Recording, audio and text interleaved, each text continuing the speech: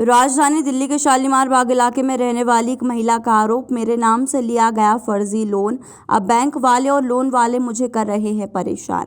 पीड़ित महिला का कहना है कि जिस व्यक्ति ने बैंक से लोन लिया है, मैं उसे जानती तक नहीं हूं। दरअसल शालीमार बाग इलाके की रहने वाली महिला निहारिका अग्रवाल का कहना है कि 24 दिसंबर 2021 को उनको एक बैंक से कॉल आई, जिसमें महिला से लिए गए लोन को चुकाने की बात कही गई। इस पर महिला का कहना है कि उन्होंने कभी लोन ही नहीं लिया और जिस व्यक्ति ने लोन लिया है उसको वह जानती तक नहीं है।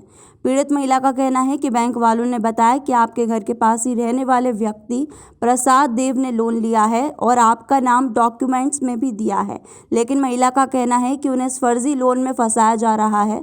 उन्होंने कभी भी लोन नहीं लिया है। इसके चलते उन्होंने पुलिस कंप्लेंट भी कराई, लेकिन पुलिस के द्वारा अभी तक कोई भी कार्रवाई बैंक या लोन वाले के खिलाफ नहीं की गई।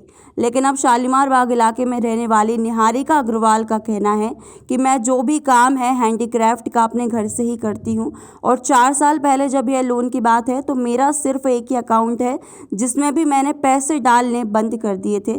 तो आखिर अब यह लोन की बात क्यों सामने आ रही है? ना ही मैं बैंक वालों को ना ही लोन वाले को जानती हूँ, लेकिन अब मुझे बैंक और प्रसाद देव की तरफ से परेशान किया जा रहा है। पुलिस ने भी अभी तक इस मामले में कोई कार्रवाई नहीं की है और मैं चाहती हूँ कि इस पूरे मामले की जांच हो, क्योंकि मेरे नाम से इस तरीके का फर्जी लोन प्रसाद देव ने कैसे ले लिया। इस वक्त शालीमार एरिया में है डॉक्यूमेंट्स का एक मामला फिर सामने आया कि डॉक्यूमेंट्स के नाम से करीबन लोन ले लिया जाता है और उन व्यक्ति को पता भी नहीं है कि डॉक्यूमेंट्स हमारा बैंक में गया, कहाँ गया, कैसे गया, कुछ उनको पता नहीं है। बाकी जब उनके पास फ़ोन आता है कि आपके डॉक्यूमेंट्स के नाम से लोन लिया गया है तो उन्होंने आनन फानन में थाने में जाते कंप्लेंट करती हैं। बाकी प्रशासन क्या कार्रवाई कर रहा है अभी तो कोई पता नहीं चल पा रहा है। हमारे साथ में महिला, उनसे बात करेंगे। मैम, क्या है पूरा मामला? आप लोग के डॉक्यूमेंट्स के कब पता चला कि आपके साथ में फ्रॉड हुआ है? मेरे पास बैंक का कॉल आया था और उन्होंने सब कुछ बताया कि मेरे डॉक्यूमेंट जो हैं वो गए हैं और लोन के रिगार्डिंग, गारंटियर के रिगार्डिंग, जबकि मैंने कभी कोई डॉक्यूमेंट सबमिट करे ही नहीं है। उसके रिगार्डिंग मैंने पुलिस में भी कंप्लेंट करी। मैं प्रसाद देव का भी कंप्लेंट डाली कि भाई कौन है ये व्यक्ति, इसका पता करा जाए, मेरे डॉक्यूमेंटेशन कहाँ से गए हैं, जबकि मैं कहीं जाती आती नहीं। लेकिन मेरे को पुलिस की तरफ से भी कोई हेल्प नहीं मिल रही है। बस कॉल आती है कि हाँ भाई हम कर रहे हैं, लेकिन ये नहीं कि पता लगाया जाए कौन है व्यक्ति, किसने मेरे डॉक्यूमेंट्स लिए। मुझे धमकियाँ आती हैं कि उठा लिया जाएगा घर से, ये प्रसाद देव से बात करो और आपको पैसा चुकाना पड़ेगा, ये सब चीज़ें। ये आपको कब फ़ोन आया था? कितने तारीख को आया था? आपको इस बारे में जानकारी जब आया था कितने तारीख को आप थाने में कंप्लेंट कितने तारीख को गए थे? 24 तारीख को पहली कॉल आई थी, मैंने 24 तारीख को ही कंप्लेंट करवाई।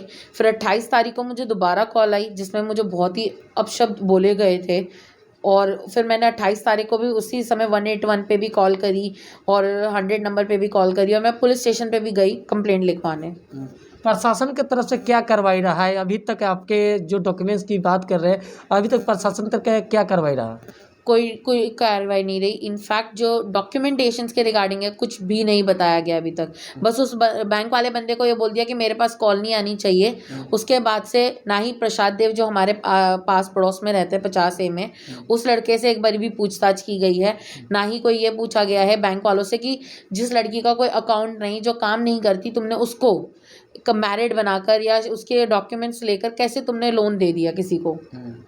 तो ये बैंक वाले जब आपका कॉल आया था तो आपने उनसे पता किया कि वो अकाउंट में किसके पैसा गया है? आपने पता करने की कोशिश करी? जब उन्होंने पूछा था, मैंने उनसे पूछी थी ये चीज़, तो उन्होंने कहा कि प्रसाद देव के ही अकाउंट में पैसा गया है। पहले 24 तारीख को मैं उसकी भाभी थी एज अ गारंटियर, 28 तारीख को मैं उसकी बीवी बन चुकी हूँ, और उसके घर वालों से बोला जाता है कि भाई हमारी बहू से बात करो, हमारी बीवी से बात करो, वही लोन का देखती करती है। मैं अनमैरिड हूँ, मैंने कभी अपने डॉक्यूमेंट सबमिट करे नहीं।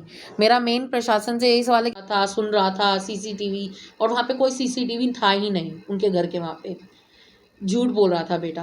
प्रशासन से अभी तक क्या कार्रवाई रहा? प्रशासन से कुछ भी नहीं रहा। मेरी एक दोस्त है, उन्होंने गिरिराज अंकल से बात की थी, तो उन गिरिराज अंकल ने फिर बाद में SHO से बात करी और जो भी है आयो से। आयो ने उसके बाद 28 तारीख को ही 29 तारीख को कॉल की थी ब्रांच वाले को कि आप इस लड़की को दोबारा कॉल नहीं करोगे।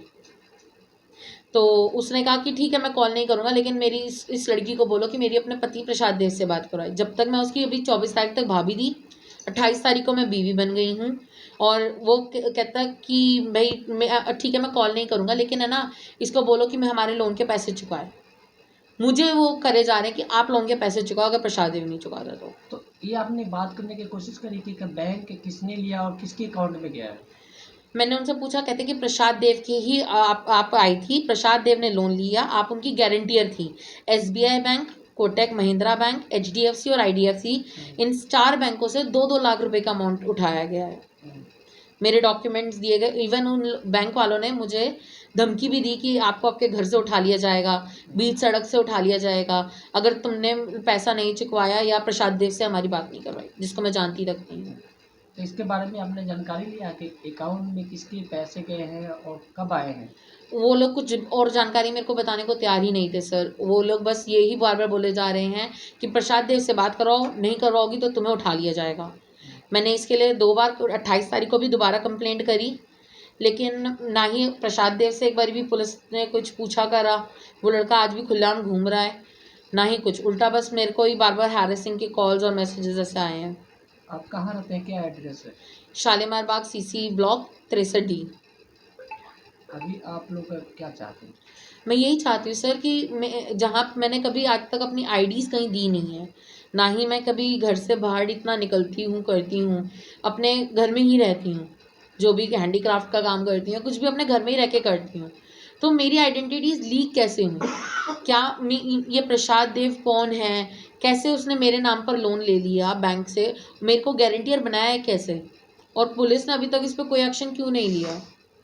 क्या बैंक को ये पता होना चाहिए कौन व्यक्ति कैसा है, क्या है, पता करना चाहिए? हाँ जी सर, बिना proof ऑब्वियसली कैसे दे दिया?